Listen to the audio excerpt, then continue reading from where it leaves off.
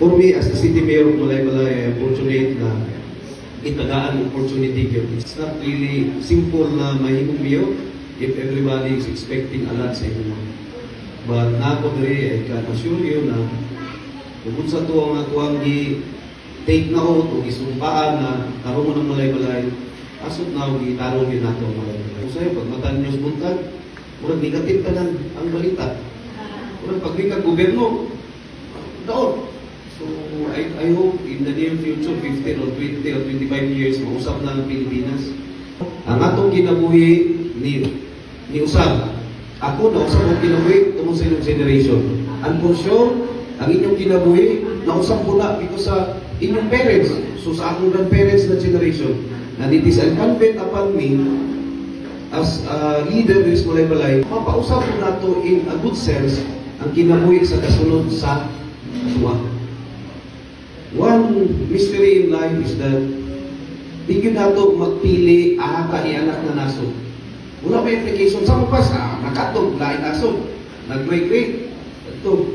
Pero hindi mo mapili na Papa Jesus, ito ko iyanak sa Pilipinas, o sa Canada, kaya kung siguro, I doubt, 1/4 na siguro mabili na ning lamisa.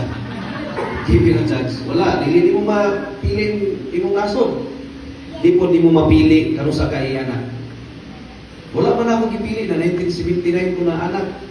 Wa ko kong gipili ni Ma'am Emma 1946. Siya anak. Hindi na ito mapili. So, this day, a celebration of life, Ma'am Emma, cherish the moment. Sa katunggikan ka sa pagkabata, hantod karon, naa si Lionel. What is important is not the years in our life, but the light in our years. So, enjoy the moment. Sa ako, nag-enjoy magyapon ko, maestra pa kayo na akong bandre.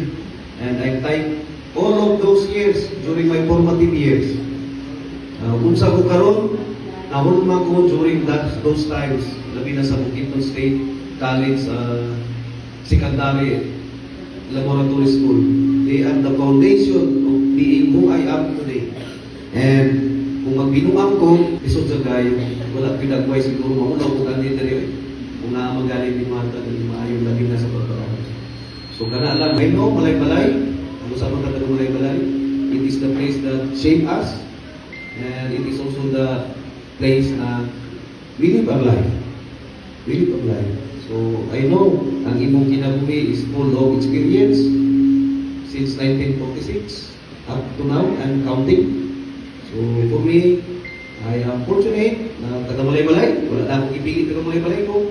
Huwag kayo na akong mapili sa akong ginikanan. Gawas kung i-adapt ka. Pero ako, lipay ko na address Malaybalay. I could not ask for more. So, I hope values yun sa Malaybalay ng love of education. O yun na sila Judge Strada muna malantayan.